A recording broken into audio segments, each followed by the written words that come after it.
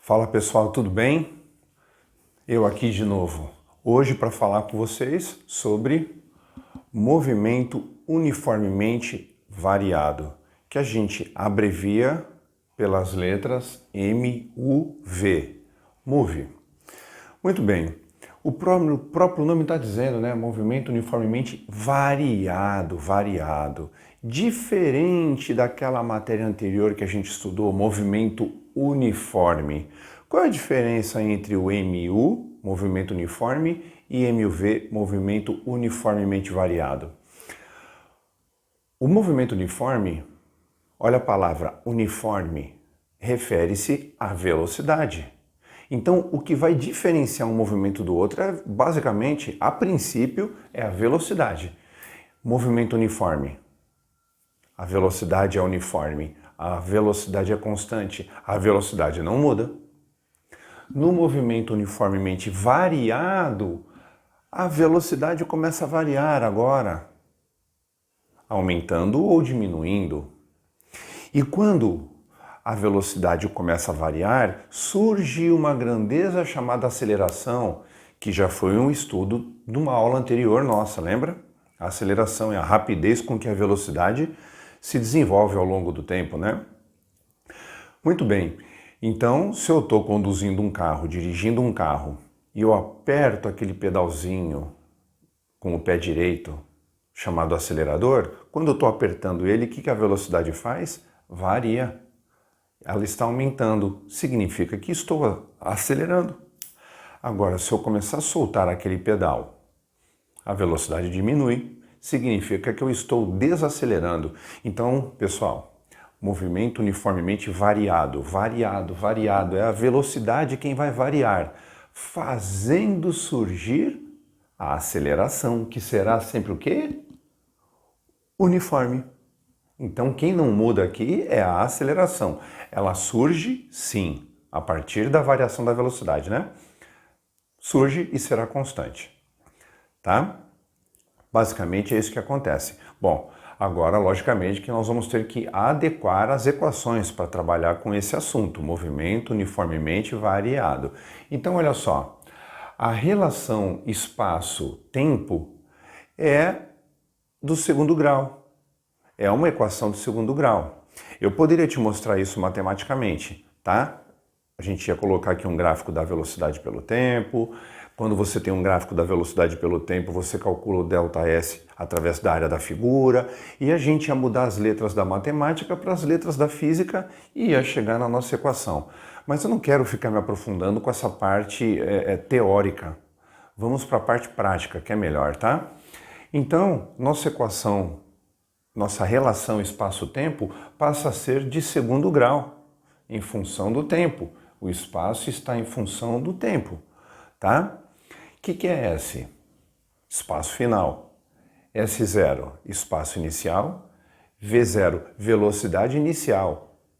Porque agora temos velocidade inicial e teremos velocidade final, já que a velocidade está o quê? Variando. Tempo, A de aceleração, tempo, ok? Então aqui nós temos a equação do espaço, em função do tempo, que tem um formato de equação do segundo grau, tá? Diferente do movimento uniforme, onde a equação do espaço era de primeiro grau. Muito bem, ainda aqui, nessa equação do espaço em relação ao tempo, eu posso fazer uma modificaçãozinha matemática, que às vezes vai ajudar bastante. Esse S0 que está aqui, se eu quiser passar para o lado de cá, como que ele fica? S menos S0, certo? E vocês viram na introdução à cinemática que S menos S0, ou seja, a variação do espaço, espaço final menos espaço inicial, quem é? Ah, é o deslocamento, é uma distância, é a variação do espaço. Então, quando eu passar esse S0 para cá, o que vai acontecer? S menos S0 vira ΔS. Então, eu posso escrever minha equação do espaço de outro jeitão. eu poderia muito bem escrever desse jeito aqui, ó. ΔS é igual V0t mais AT² sobre 2, ok? Mesma coisa, tá? Dá na mesma. Muito bem, já que a velocidade agora começou a variar, surge também a equação da velocidade, tá? Que tá aqui, ó.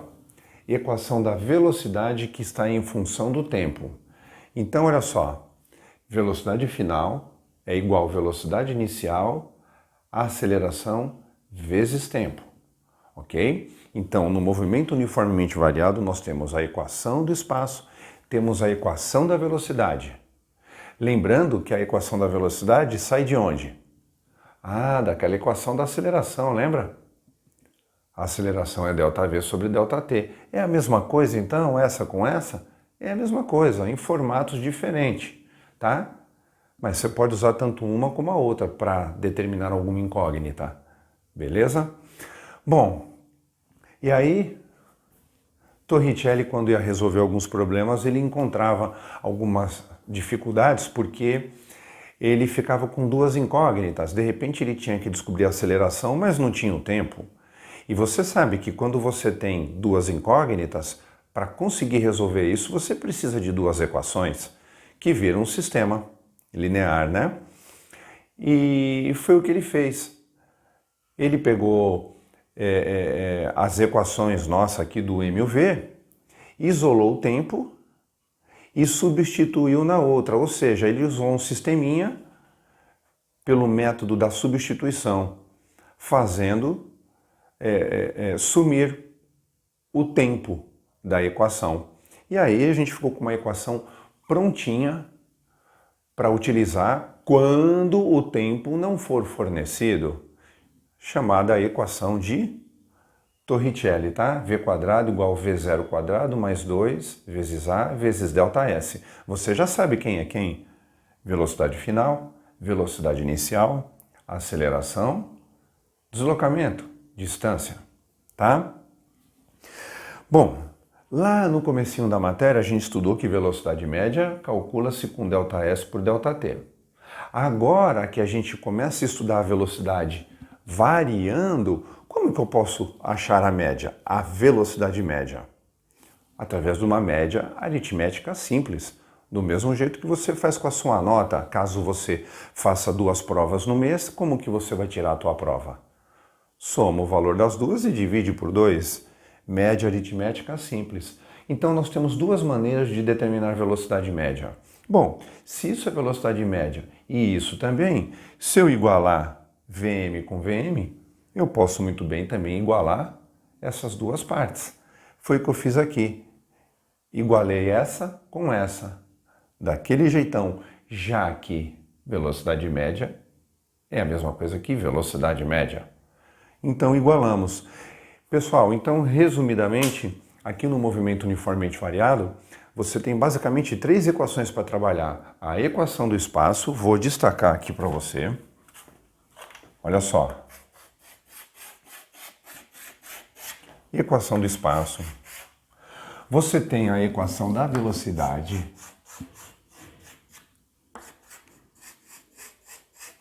Você tem a equação de Torricelli. 3. Tá? Basicamente são essas 3 equações que a gente vai usar. Professor, mas qual equação eu uso? Depende.